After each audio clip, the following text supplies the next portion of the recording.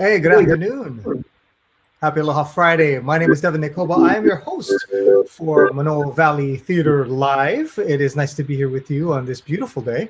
It is also nice to be talking to three very good friends of mine. In fact, the first one we're going to bring up is Kip, our executive director for MVT, because I want to get right to it because we got a lot to cover. So, Kip, what's going on? Hey, welcome to episode 27. We've just 6 months, half a year. I know. It feels like, it's one of those things where you started on number like 5, kind of like when you do checks, right? You start with like 1,000 because that way it looks like you're doing more. Yeah. But you've actually done 27. Yeah, this is number 27. And we want to welcome Devon NEKOBA. Devon is such a pro in the broadcast world, and many of you may know him from his time in the legislature. There's a lot of acting going on for that. So, yeah, thank you. Appreciate it. But we really appreciate you filling in today, Devon. We'll give you more information. Happy to be here. This is great. Later. Are we everything going on technically? Are we okay? Looks like it. Okay. I think all right. Yeah, we're fine. So welcome, and it's been quite an eventful week. First I'll give you an update, which I always try to do, even though it's it's not the happiest thing in the world, but we had 112 new cases today. And so, you know, we've got to continue to be careful and take care of our ohana by, you know, wear your mask, keep your distance. And that's so we can open up, which kind of makes me think about another thing that's happened this week. The mayor put out his reopening plan.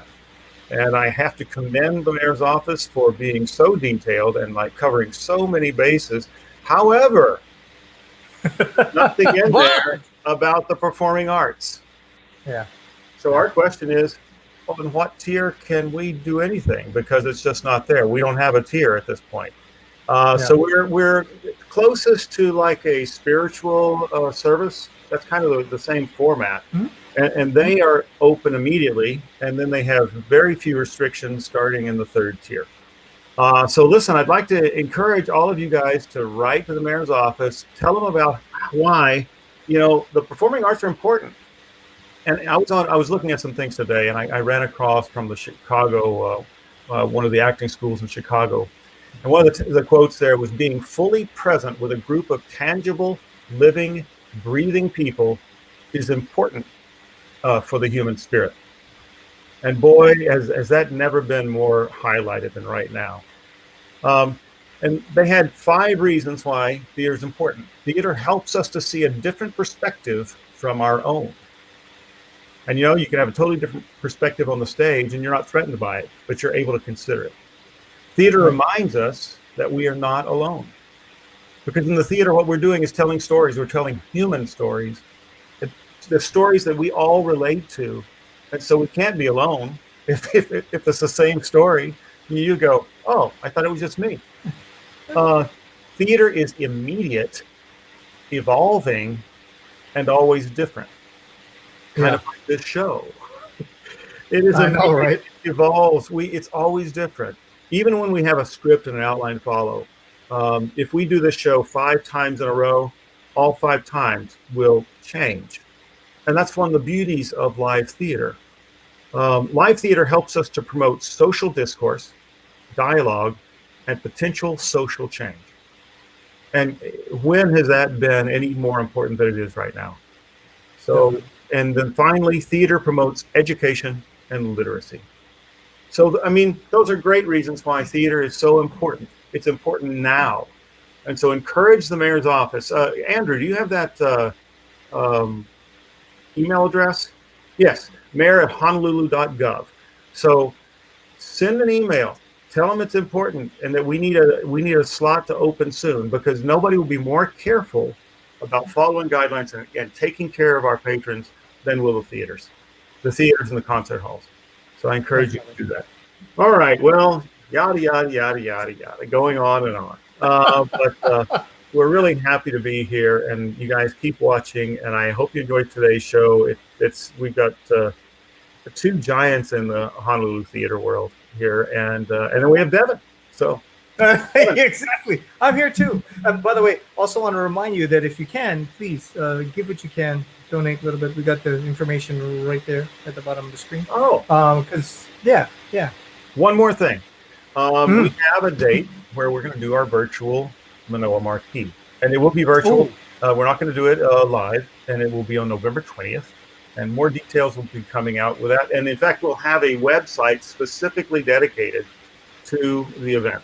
So keep awesome for that this week. Okay, terrific. Looking forward to that. Thank you very much, Kip. We're going to see you in a little bit. Yes. All right. Awesome. Okay. Time for me to bring on our first guest.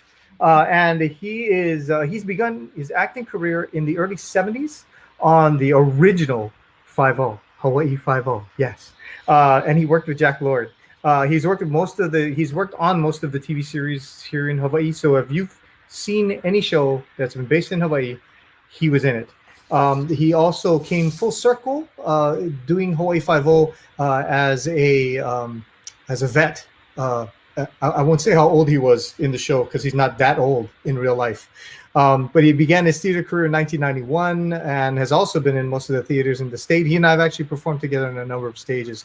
And he last performed for Manoa Valley Theater in Tony and Tina's Wedding, and he was super funny. Ladies and gentlemen, please give it up for my friend, ALLAN OKUBO. Yay! Long time no see.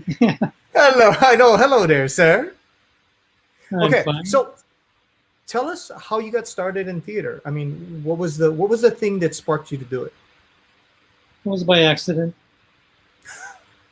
Jim Nakamoto was looking for someone that could act and could. Well, it was a play about karate.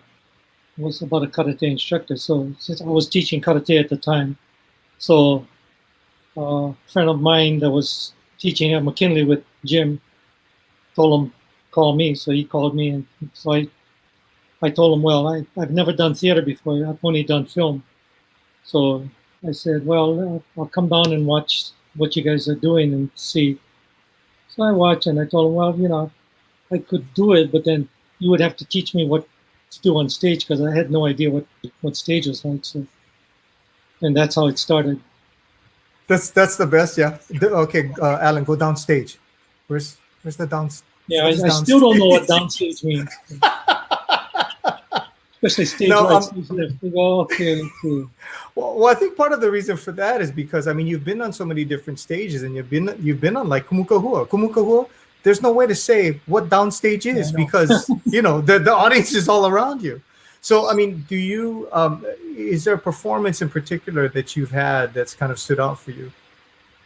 Okay, this is in 1994 when we did Our Hearts Were Touched with Fire, and that's when I first worked with you. It's the first time I worked with Dan too, and that to me is my all-time best play that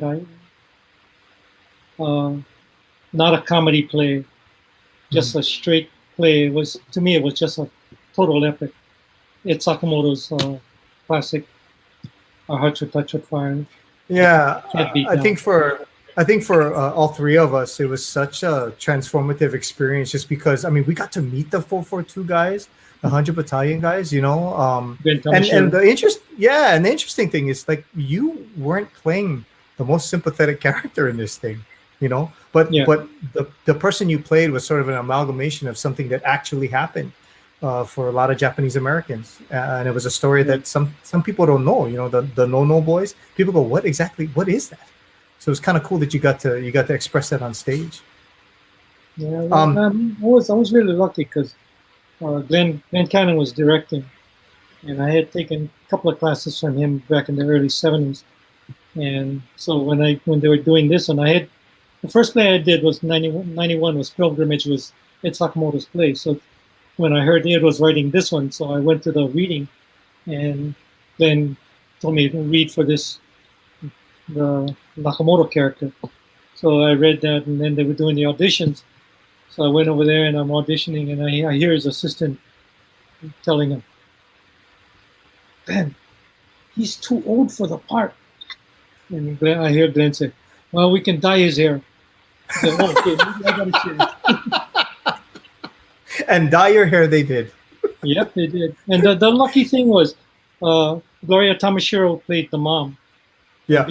She was older because when Ed wrote it, he wrote it for Ben and Gloria to be in the play specifically. Right. So because she was much older, the son could be older too. Older, right? Yeah. Every night I used to tell Gloria, thank you. If it wasn't for her, I wouldn't have been in that one.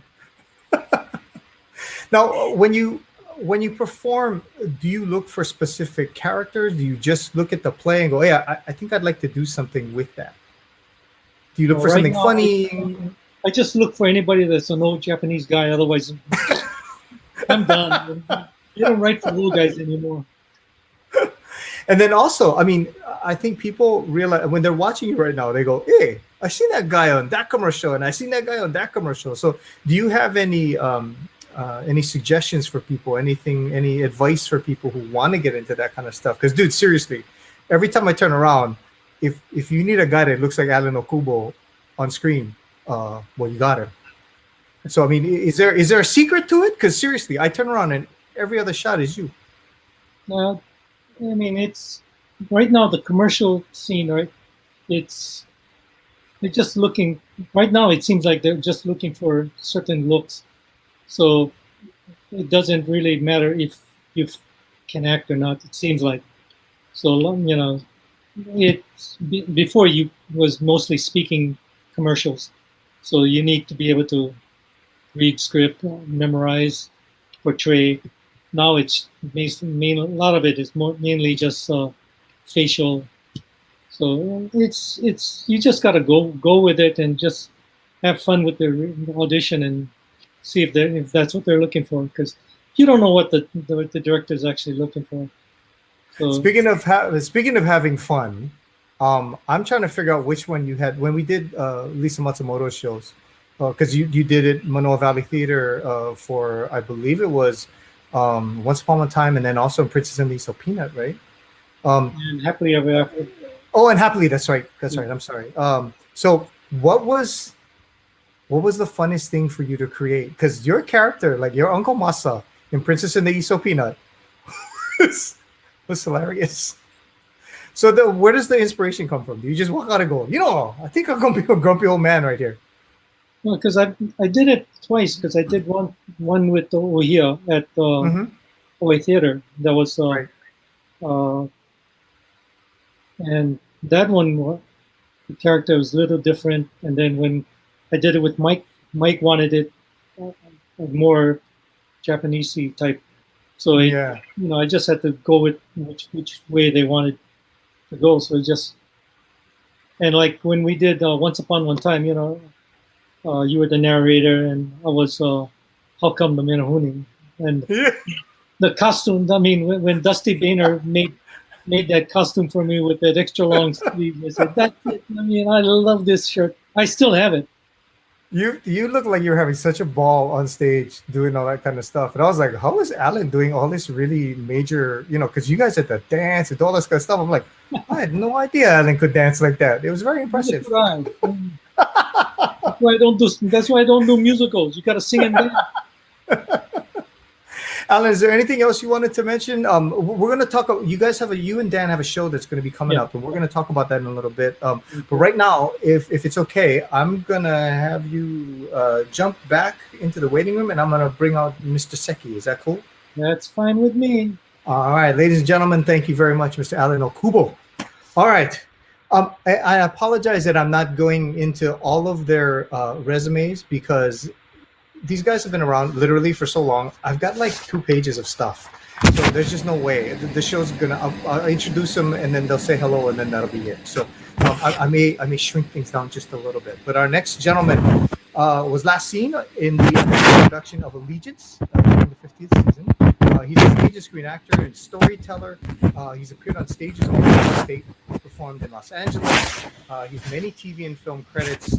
He was also on air at the radio station that I work for, Kumu FM, or now it is 94.7 Kumu. He's an Army veteran, a retired audiologist, and was stationed at Pearl Harbor. Was also in the Army Reserve from 1979 to 2006. Ladies and gentlemen, please welcome to our stage, Mr. DANN SEKI. Whoa. I was worried. Oh, you okay? You're right. Yeah, that intro was so long, it just put me to sleep. But there's so much to mention in your resume. It just goes crazy. So Yeah. And well, when you've been around as long as I have, and folks, I haven't been around that long. Like, I didn't change Devon's diapers, when he was younger. But almost feels that long. Yeah, he saw me in them though, so I don't know. Anyway, so Dan, you and I first worked together in the Noko'oi trilogy for Kumukuahua, but you had been acting for some time before that. So what was? I'll ask you the same question I asked Allan. What was the thing that sort of that brought you into acting, that brought you into the stage? Well, it wasn't an accident in my. Well, it might have been, I guess. I was looking for things to do, and I happened to be reading the newspaper, and I saw a teeny little ad. I mean, literally, it was like about an inch across that said, auditions, Kumukuahua Theater on this date, and call this number, that kind of stuff. So I went in, and I said, oh, that sounds like a good idea. So I went in and auditioned. I got the role. So that was my very, very, very first play that I ever did, which was called Manoa Valley, one of Ed Sakamoto's plays. and it was in 1989. You know, do the math. That's a long time ago. Yeah. If it makes you feel better, I was in college. Yeah. When that was happening. So don't worry. Yeah. So it's okay. Yeah. You know, and Alan mentioned that or you mentioned that Alan was in the original 5-0. I was not in the original 5-0, but I was actually at the 5-0 studios. This is kind of an interesting side story. So when I was attending the University of Hawaii, they were shooting 5-0, the original 5-0. And I got a part-time job on the set there, on the studio, as their trash man. So my job was to take the trash can, or the what do you call that? The little broom and the dustpan and the broom. Dustpan. Thank you. So my job was to walk around the set, outside the set, because everything inside the set is all union, right? So, but anything outside the set was okay. So my job was to pick up cigarette butts and all the rubbish outside Opala with the dustpan, throw it in the trash can, and then take the trash can when it was full and put it in the dumpster. So it was kind of interesting. I mean, I wasn't really into acting at that point, but it was kind of neat to see, Jack Lord and all the other stars, Cam Fong, all walking around, on set, on the lot. So that was kind of an interesting time. Now, we're going to talk a little bit about those two shirts behind you. Because you have them for a specific reason. Yeah, I know. Well, see, this was going to be the trivia contest that we're going to run. I like the product placement. Yeah. Okay. So what two shows have Dan been in at Manoa Valley Theater? Oh my gosh. I wonder. You got to really search your memory bank to pull that one out. Okay, so for those of you who are looking at half a shirt, you're wondering what is it? So the Wash and Allegiance. Okay, all right. Two experiences with Manoa Valley Theater. And how old were you when you did the Wash? I don't know. I'd have to do the math. Hey, when you got to go into your toes, you're really starting to run into trouble. Yeah. Well, we were joking because you have all your shirts. Yeah, you have all your shirts from all the shows. I think the Wash was like 2001. So even that was a few years back. So. Just a couple. Yeah. A few years. Any memorable things happen on stage for you that you recall? Stage. Or any memorable roles? Yeah. All the roles are memorable except the ones that you put out of your brain, I guess. Somebody asked me one time, a long time ago, hey, how do you remember all those lines? And I said, well, for me, it's easy because as soon as I'm done with a show, I hit reset button and it's all gone. I'm really impressed with those actors who can quote from plays that they were in 20 years ago. I know.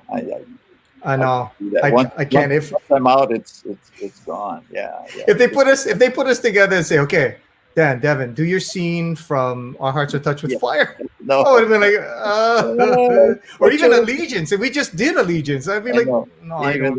Sorry. Yeah, and like Alan, I don't typically do musicals, so that was a particularly stressful show to do. Yeah, what was that like? Because you had to sing. Like it wasn't one of those things where you got to just sort of mime it or something. You actually had to start a song and do everything. I saw you practicing all the time. So that's right. You saw me practicing. I did. Because I was really stressed out with that. Somebody asked me, were you intimidated by the fact that you're stepping into a role that was George Takei's role, right? Yeah. And I'm going, it didn't really click in my head, at least not initially. I was more intimidated by the fact that I had to sing and dance. that was more intimidating to me than the fact that George Takei had done the role before. It's like, oh wow, I gotta sing and dance. But I will have to say, if I had to pick, to answer your question, this is kind of a long way, but so for me, that was a really great experience, being part of the Allegiance cast, because I don't do musicals a lot, so a lot of the folks that were in that show I didn't really know. or at least I hadn't met before, because they were all musical theater types, and so they had done a lot of musical theater, and I hadn't. And so what I learned out of that is that it's a really wonderful group of folks, and having come out of that experience, I can say honestly that I would be happy to do another musical, as long as I don't have to sing and dance too well. All right, you know? Kip, So, Braddock, you heard it here first. hint, hint. Dan's good to do another musical. Just so you know, you write that one down, okay? We're gonna get him in another musical. Anything I can lip sync to, or kind of like, do something that's called dancing, but not necessarily, Now, one of the other things that you've been doing, I noticed recently, is you're getting more into the filmmaking side of things. Is that right? Yes, Can you been talk trying about that a to. little bit? Yeah. Well, I've been working with a friend of mine, a guy named Eric Nemoto, and he's been doing a lot of filming. His goal was to do at least one a year, and possibly more if possible. Of course, this whole thing called a pandemic has kind of slowed that down for this year. So I've been helping him out whenever I can, trying to do a lot of these, what we call indie projects. They're all low or no budget films, and so it's been interesting. It's been fun, and we're gonna hopefully continue with that as soon as the lockdown and everything kind of loosens up a little bit and gets a little bit. Because you're doing like you're saying, low budget to no budget, it makes it difficult because the stringent things they're putting in place, right, that you have to do in order to even run these things, right? Yep, that's right. Yeah, I was listening to a broadcast this morning that SAG-AFTRA put out about their new safe work rules, because most of the TV and movie productions are starting to kick up again, and so they're starting to get into production mode, and they wanted to make sure that the cast and crew were safe, and so they came up with these whole bunch of, there's like 60 pages to these rules. Yeah, it's huge. Yeah, and they're estimating that about 20 to 25% of a production budget is now probably going to be COVID related.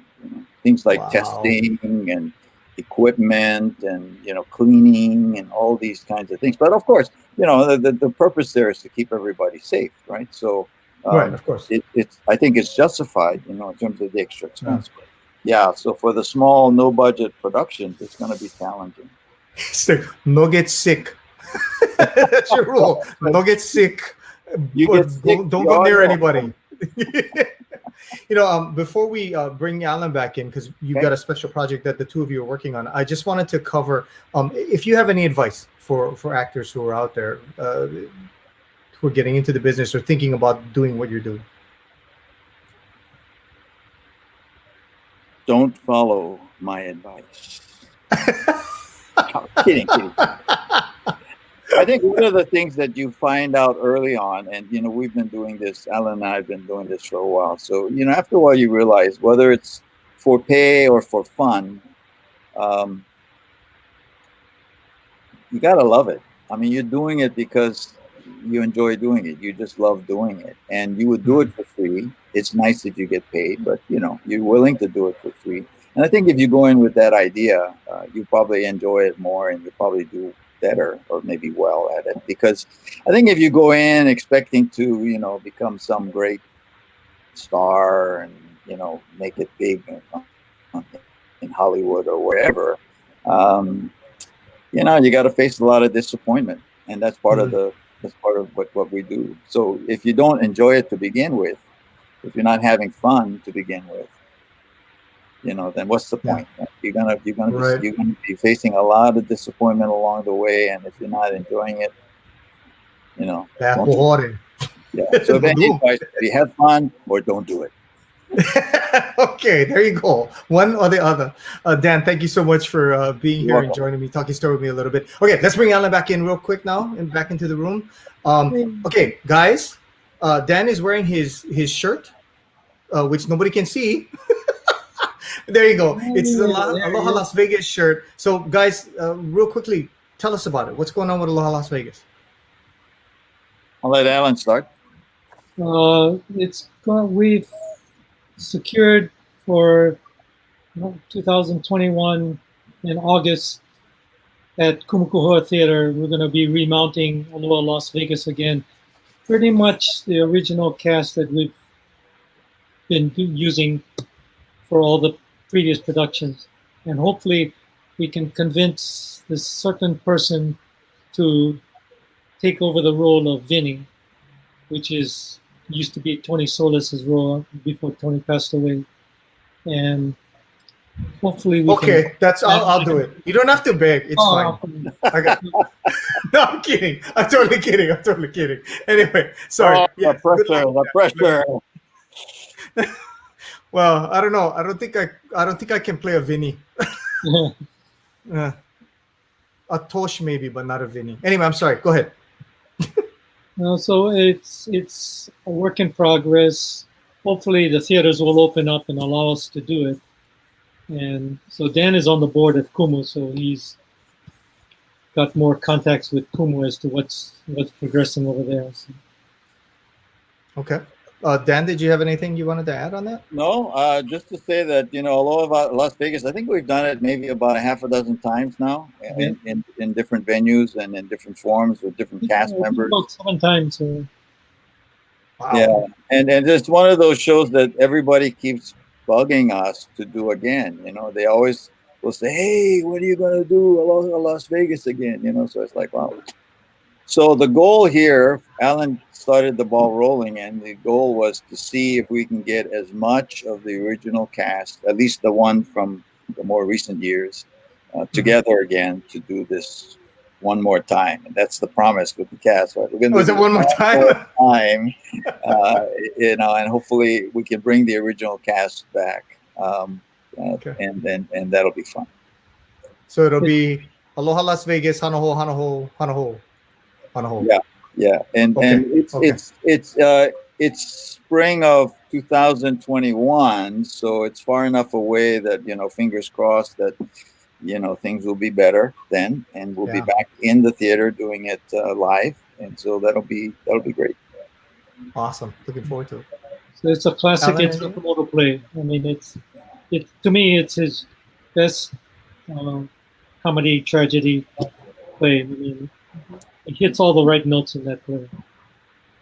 Well, I can't wait to see it, guys. I also I'm dearly hoping that we can get through this so that I can work with you guys on stage again, because you are 2 of the classiest actors I know, and I'm not just saying it because you gave me like $5, but it really, you gave me more than me. Wait, he gave you 5? Oh, you see. This is why you guys got to go see Aloha Las Vegas, watching these 2 guys on stage together. Alan, Dan, thank you so much for being here with us. I think we got to bring Kip back on because he's got some closing stuff that he wanted to talk about. So, Kip, welcome back. Well, thank you, guys. That was pretty awesome. I learned all sorts of things about you guys. And I got we both can't sing and dance. I got to tell you, Dan, I was singing with you every night. Every night. That was my greatest fear. Is Kip would look at me from the orchestra pit, like, what? What's happening? No, that was a great show, and the performances were fantastic. These guys, be sure you make time to be at Kumu. When is the date? Is it March?